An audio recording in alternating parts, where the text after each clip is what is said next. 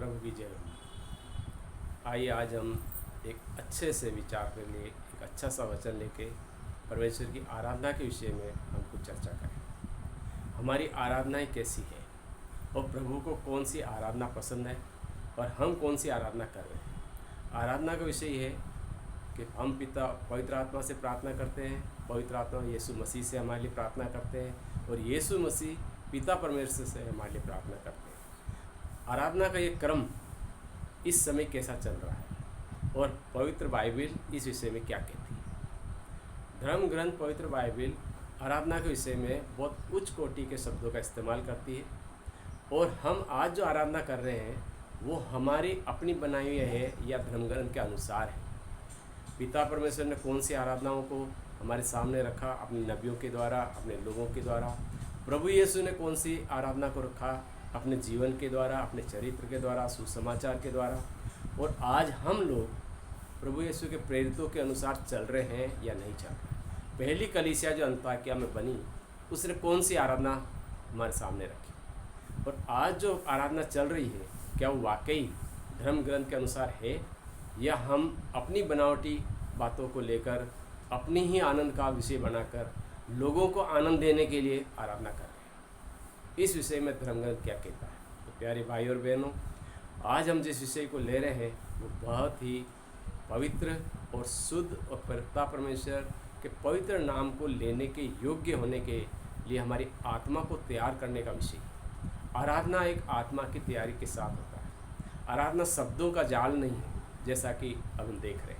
आराधना बनावटी उछल कूद नहीं है जैसा कि आज हम देख रहे हैं। अब आराधना बिना किसी मकसद के अन्य लोगों को उत्साहित करने के लिए, आकर्षित करने के लिए और प्रदर्शित करने का एक भावना नहीं। आराधना क्या है इसका हमें पुराने नियम में धर्म ग्रंथ में हमें ऐसा देखते हैं कि उत्पत्ति के 22वें अध्याय के अंदर जब इब्राहिम को बलिदान चढ़ाने के लिए, इसहाक को बलिदान चढ़ाने के लिए पिता परमेश्वर की आज्ञा हुई तो उसने क्या किया।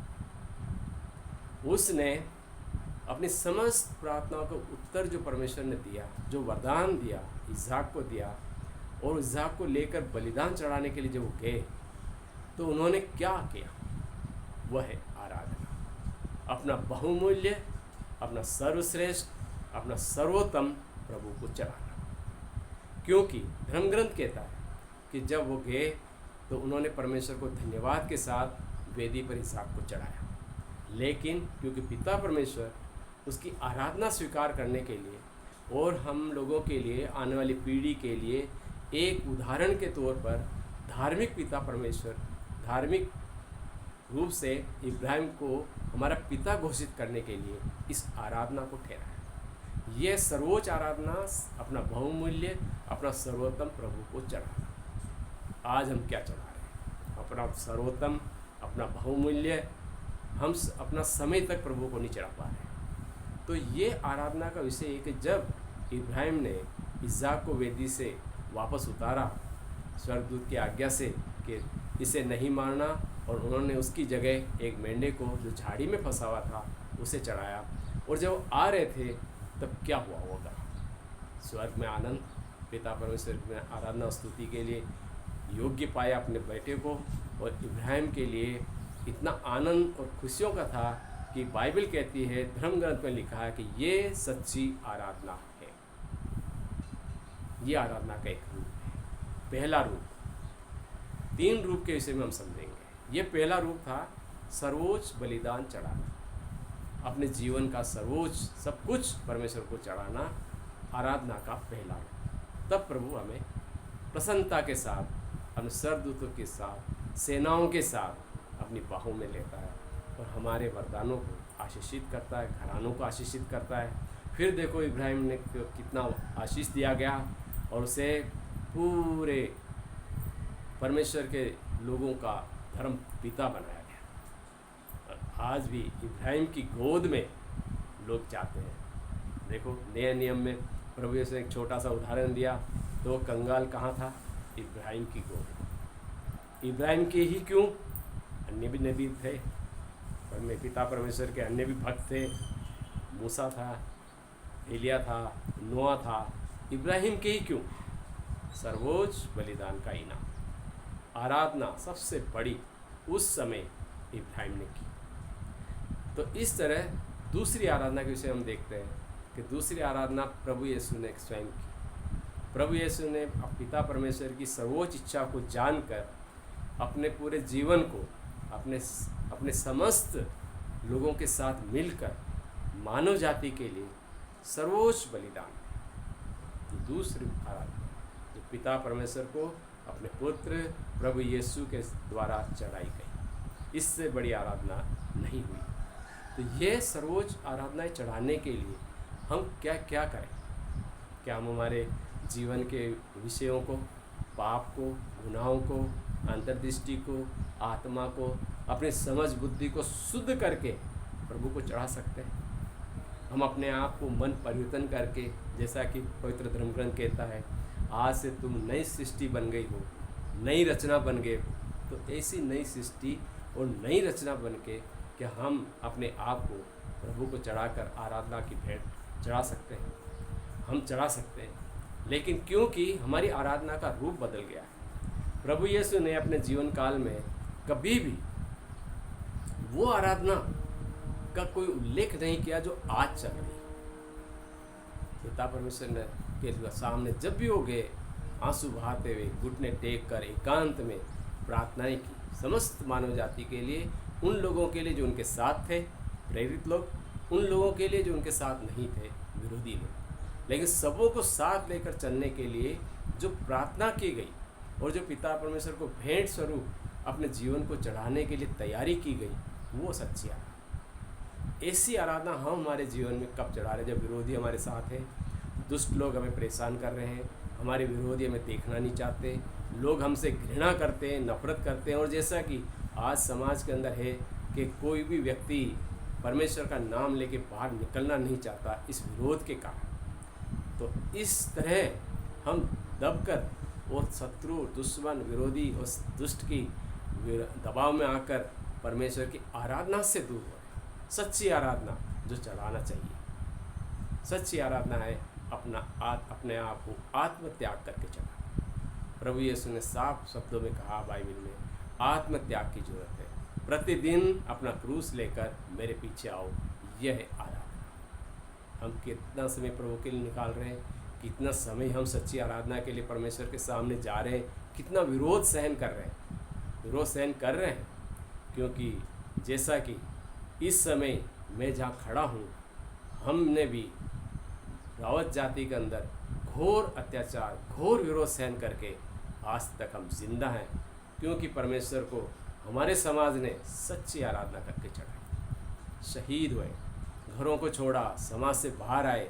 इस विषय में हम आगे जाके इसी चैनल के द्वारा बताएंगे कि सच्ची आराधना क्या होती है और सच्ची आराधना कैसे की गई और आज कैसे की जा रही है, और उस सच्ची आराधना का अर्थ आज क्या है। तो इस तरह प्यारे भाई और बहनों, हम विषय की ओर बढ़ते हुए दूसरी आराधना को हम देखा है कि प्रभु यीशु ने अपने चरित्र और अपने जीवन के द्वारा हमें दिखाया कि दूसरी आराधना क्या है। तीसरी आराधना है वो भी पुराने नियम से धर्म ग्रंथ में, हम अपने आप को, अपनी प्रार्थना के वरदानों को किस तरह प्रभु को वापस चढ़ाएं। पुराने नियम में तो है पहलोठा पे मेरा अधिकार है, पिता परमेश्वर ने कहा।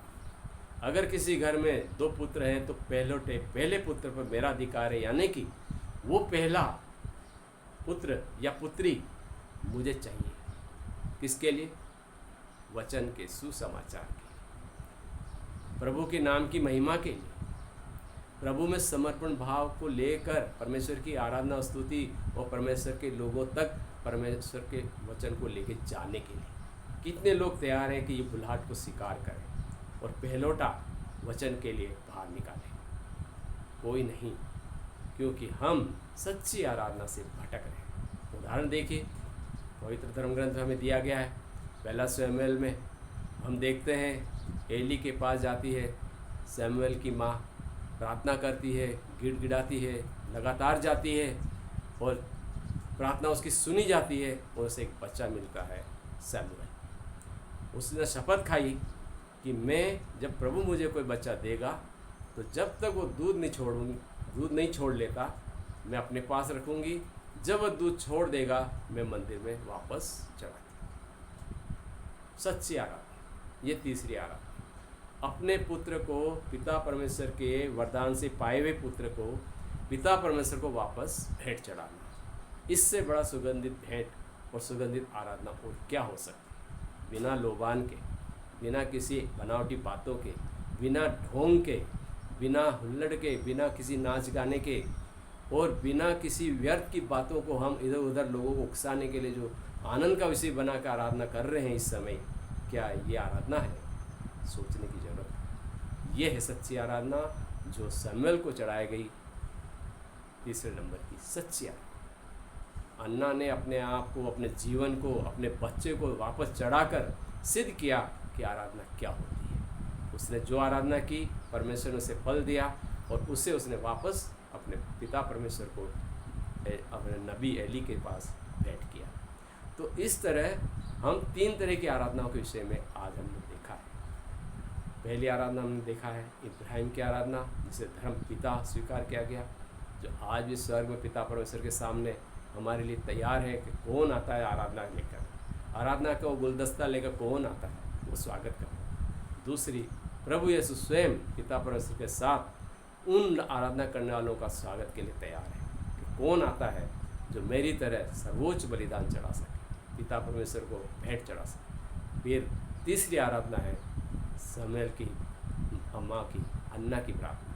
कितनी बड़ी बात है कि आज के जीवन में भी अनेक लोग हैं जो अपने बच्चों को प्रभु को प्रार्थना के लिए, सुसमाचार के लिए चढ़ाते हैं। वो जाते हैं, सेमिनरी में जाते हैं, मठ में जाते हैं, प्रार्थना में हैं, हज़ारों लोग हैं, लेकिन सच्ची आराधना कहाँ है? इस विषय पर हमें सोचने की ज़रूरत है और हमें आने वाले समय में इस विषय को ढूंढना है कि सच्ची आराधना क्या वाकई इन 3 बातों से मेल खाती है जो आज हम कर रहे हैं।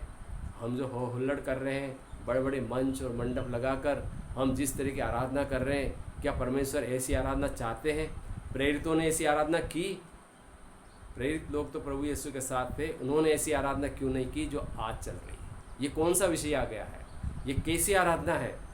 बाइबल में ढूंढिए और इसका जवाब सुनिए और देखिए कि प्रभु हमसे कौन सी आराधना चाहते हैं। धन्यवाद।